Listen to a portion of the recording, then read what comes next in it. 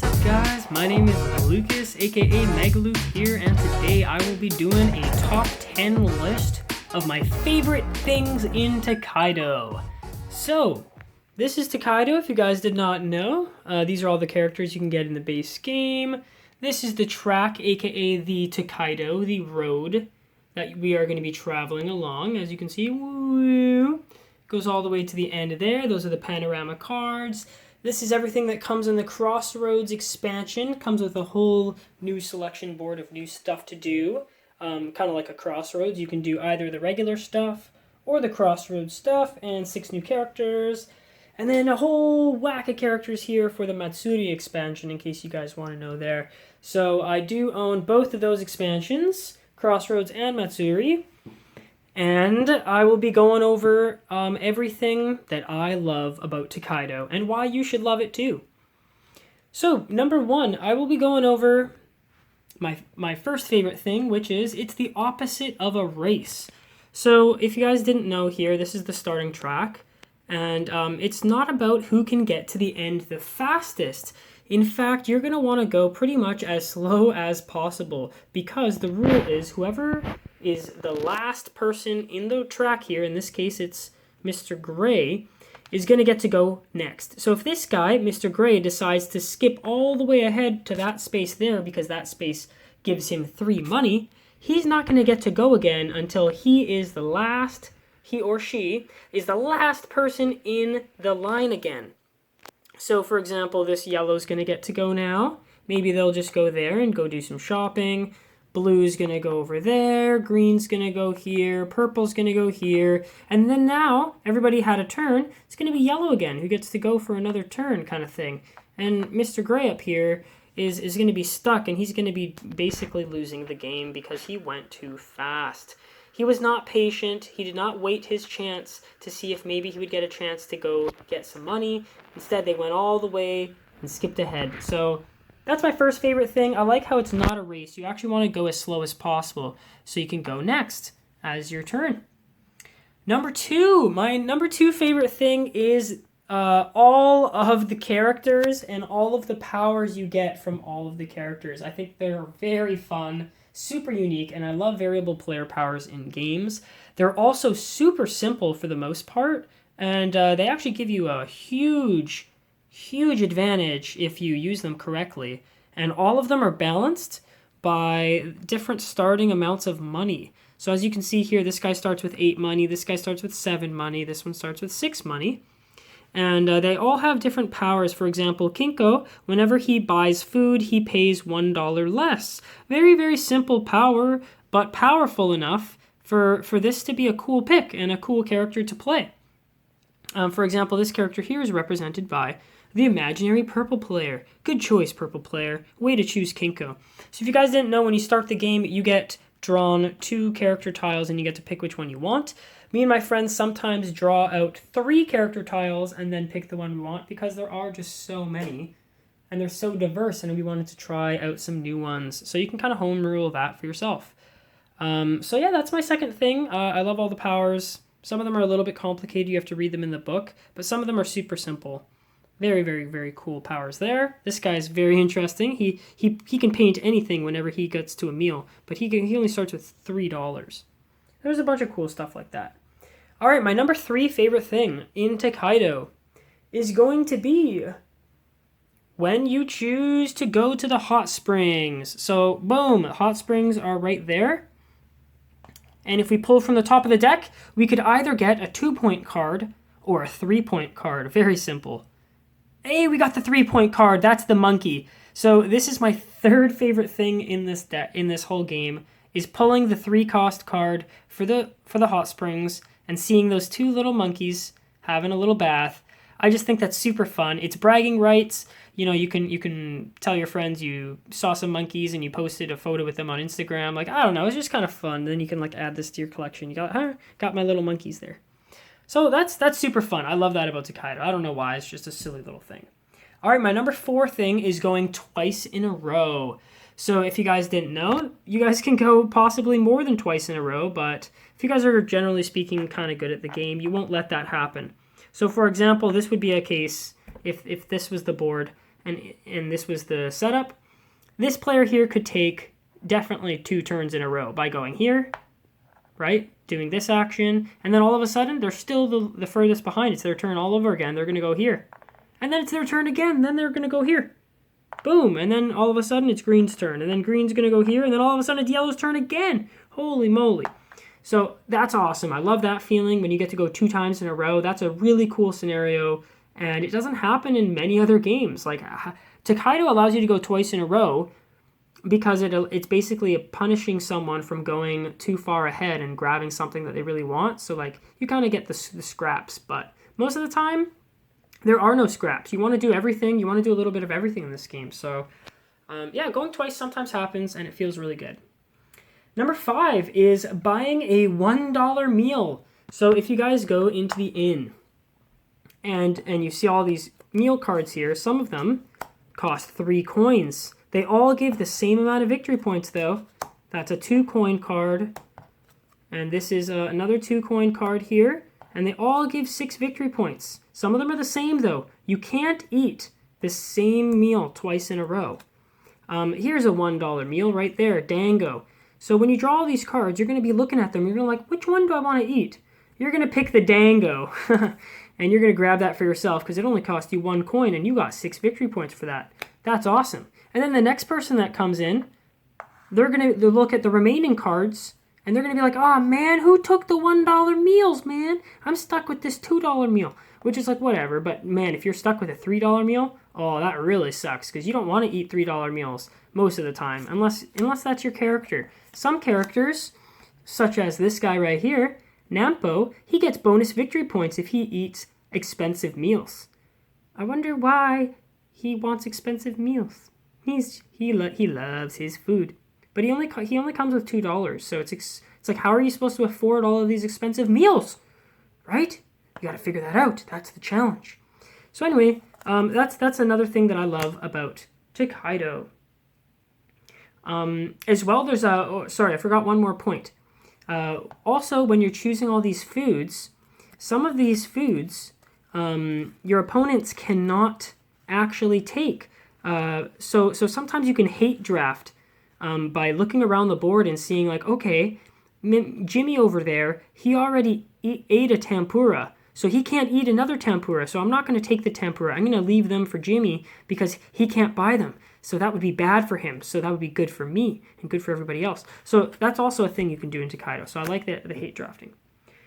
Number 6 are the bonus stars. So if you guys look up here, these 4 bonus stars, I call them bonus stars because of Mario Party. And basically at the end of the game, they give 3 bonus points to whoever has the most expensive food, the most encounters, the most hot spring cards, and the most black souvenir cards. And as well, there are these 3, and these ones are especially interesting because these are given out in the middle of the game to whoever completes a full set of greens, right? Green is only a 3 set. If you complete the green set before anybody else, you get that card right away. So this is like the only urgent part about the game, and it's not even that urgent, but it's kind of like a mini race there. So you want to try and collect all of the segments of the pieces to get those bonus stars up there. So that's another thing I love about Tokaido.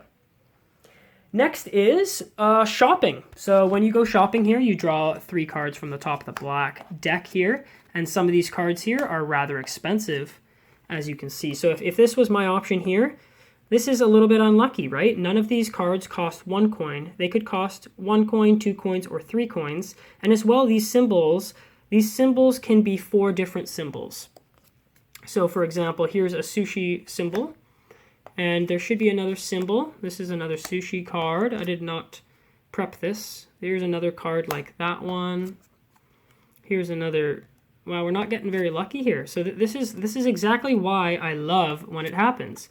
Here's a 1 cost sushi. So this is a feels good moment. When you get that 1 cost sushi card, you want to snag that up. Oh, here's a 1 cost fan card. So if this was my hand here, a 1 cost fan, a 1 cost sushi, and like a 2 cost t-shirt, something like that, that would be a really good feeling right there. Because you can snag all 3 of those up for, 4 money, and you would get a total of 5 plus 3 plus 1. That's 9 points for 4 money. That's really good value right there. So that's another thing I love about this game. When you get really lucky when you go shopping and you get that really awesome buy where you can buy all the segments and score massive victory points really early on. Love that about Tokaido as well. But it is a little bit of a risk of going shopping. What if they don't have what you're looking for, right? That's the risk. All right, number 8. I love the rules in this game that just make sense for traveling. For example, the person furthest behind is the person that goes next, right? That promotes, basically, it's not about the destination, it's about the journey, right? That just makes sense, right? This is not a race. This is actually an accumulation of points, which are basically bragging rights through pictures on Instagram, if you want to think about it that way. These travelers are going through Japan, they're traveling, and they're just taking photos, and they're basically getting points / likes on Instagram for all of their experiences that they're experiencing. That just kind of makes sense. That's what this game's about, right? If you skip right ahead to the 3 money and you post on Instagram you made $3, no one's going to care as much as someone who went to the temple and then had a random encounter and then went to the spa and then went shopping, right? They did like 4 more things than you, so they're going to get more points, right? That makes sense. As well, you can't eat the same meal twice. Now, in real life, you can eat the same meal twice, but in this game, you're not allowed to eat the same meal twice. Now, what does that mean? It basically means if you've already bragged to your Instagram that you had sushi in Japan, they're not going to care as much next time if you have sushi again. So you better get something different for your Instagram so you can help them live vicariously through you, so you can try a whole bunch of different meals. So I like all the different rules about that one. Number 9, so secondary spaces on the track here. So if you'll look here, if this guy decides to go, let's say here, okay? So he went there, but do you see how there's another dot behind him right there? Boom.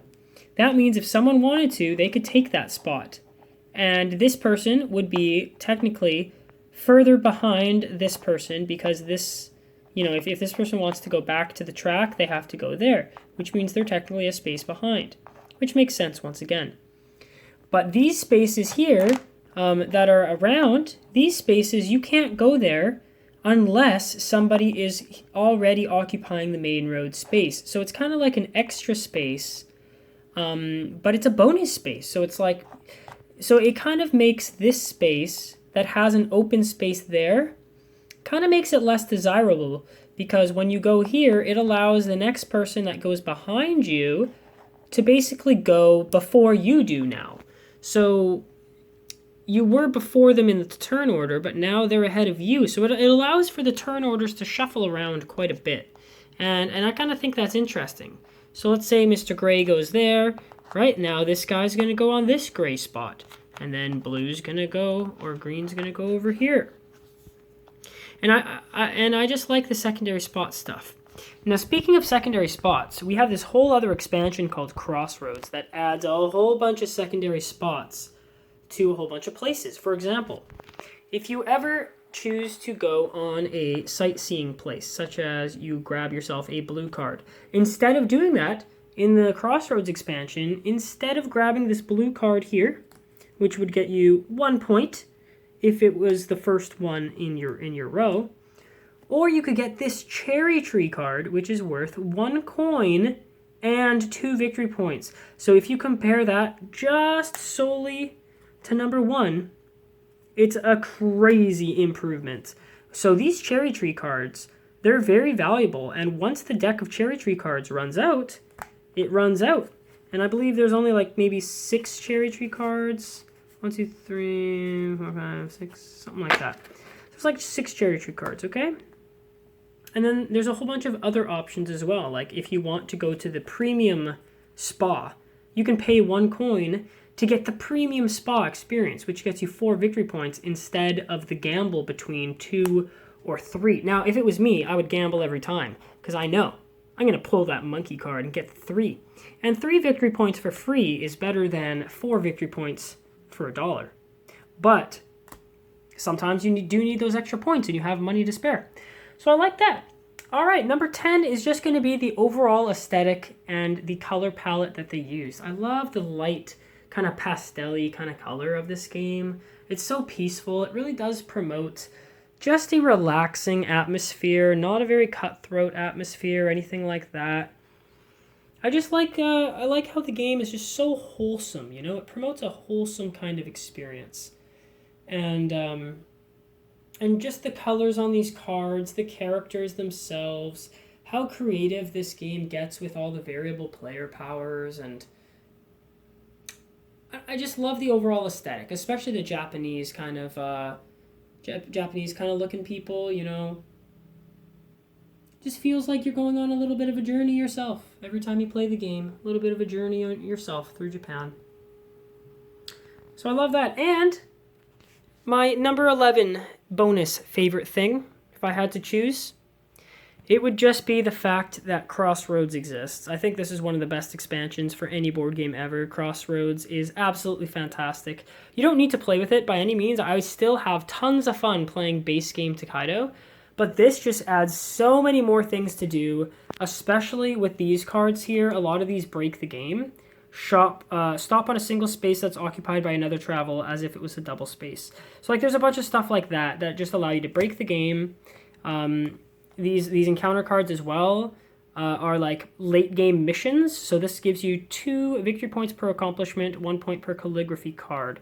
So again, you're going to have to figure out what those cards mean exactly. I forget. And as well as the gambling, you can go gambling every time you get money. So let's say I had $2 on the line here. Boom, $2 on the line. I roll the dice. I got 4 times. So I would get a lot of money there. I would have to give my $2 every time, though. My $2 bet, I give it every time. Boom, it's gone every time. But in return, I would get 4 times that much money. So I would get 2, 4, 6, 8.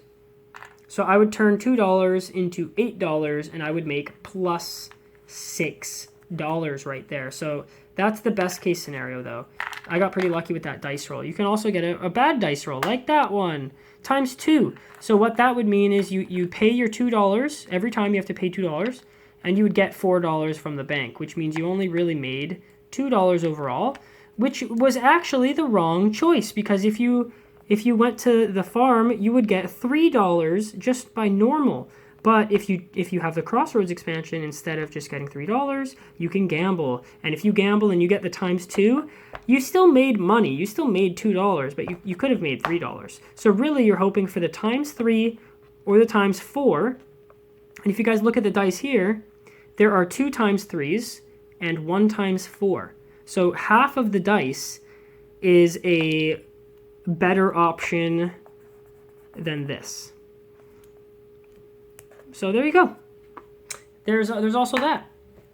So thank you guys for watching my favorite things about Tokaido. Let me guys know in the comments below, which ones do you agree with? Which ones do you not agree with? And did this help you decide whether to buy Tokaido or not? I don't know.